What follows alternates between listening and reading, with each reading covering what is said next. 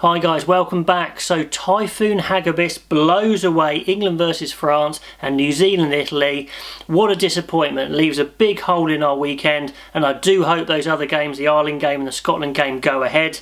But let's have a little chat about it. So first of all, they were right to call the games off at the places they were meant to be, because this typhoon is seriously dangerous. The city's going to be on lockdown, absolutely can't do it. So that's fine, no one's complaining about that. But the point is, World Rugby knew about this. They knew it could well happen, and in probability something like this would happen. So why didn't they have a contingency for every game to move the venue or move the date and keep the venue? So that's an interesting question, because obviously a 0-0 draw and 2 points each could have a massive effect on the pools. And also, what would happen if it's a knockout? They couldn't cancel a knockout 0-0, so let me know if you know what would have happened then. And it's also surprising that they're happy to forego the loss in TV earnings, because I'm sure they're going to have to give up some TV earnings and obviously refund the tickets. But even if they can't, say fans can attend the game and it's behind closed doors, I am surprised that they take that hit. So in World Rugby's defence, what did they say? So they did say before the tournament in black and white, if a typhoon happens and the game's cancelled, it is a 0-0 draw. So they've said that all along, and they haven't really talked about contingencies. Now, why is that? The most I can find today is that they said it's not fair because we can't guarantee contingency for every single game. So, some games might go on, some games might be called off. Now, here's the point. Okay, that's fair, I guess, but what's better? To call off some games and keep a couple on, the ones you can on, or just call off all the games because it's not a fair system? Now, I think the fans and the tournament will want the games to be on that can be on, and if a couple have to get called off, then so be it. But, if, say, the Scotland-Japan game gets called off when it could have been moved, then surely move it. And I know it's unfair on the rest, but it's better just to play the game. So I can see some mitigating circumstances, but it does seem a little short-sighted, in this act of fairness, which really isn't what anybody wants. Anyway, let's have a quick talk about the teams involved. So England versus France. Both are going to be fine. England will not care. They were through. They're top of the pool anyway. They don't have to jeopardise that. I really think they prefer to play Australia.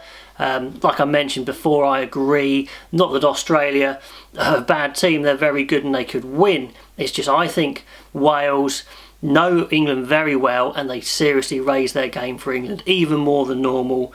A huge effort it was against Fiji to hold on and come back, but I think they raise it again against England. So I'm happy with that, and I think they are too. France, yeah, they're taking the World Cup seriously, but they're aiming for the next World Cup cycle, so they weren't too bothered. They're in a quarter-final, that's what they wanted, and they'll have a dash against the Welsh. And both teams get to rest their players, do some more training, don't have to worry about recovery. So I think they're very happy. 2-week build-up to the quarter-finals.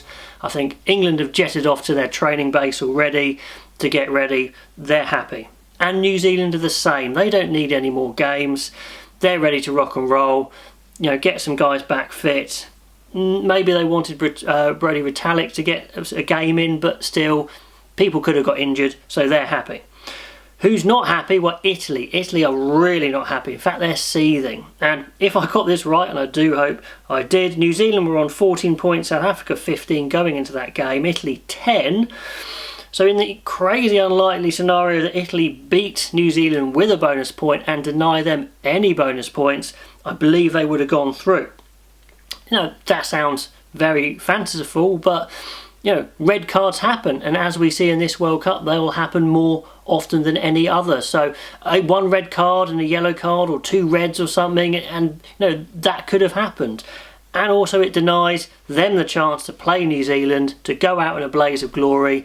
Even if they don't win, go out trying. Players like Parise can say goodbye to his career on a biggest stage of all, playing the All Blacks. And that's not going to happen. So they are pretty distraught about that, and rightly so. So Scotland-Japan game is in jeopardy, and if that's called off, then all hell breaks loose. So surely they're going to now have to move that game, or have a contingency to move that game, if it's even, if it's called off. Japan probably wouldn't mind. They go through. Scotland really would mind. And it just denies possibly the best game of the pool stage for everyone to see. So let me know what you think about those cancellations. Were they right to do it? Is it fair just to say blanket cancel? And even if we can put one game on, it's not fair on the rest? Or should they just have got contingencies for every game and tried their best to get any of the games on? Okay, hopefully we'll come back with an actual rugby match next time. My selection of the England squad was completely redundant, as some of you very kindly pointed out, but dead true. And until next time, I will see you then.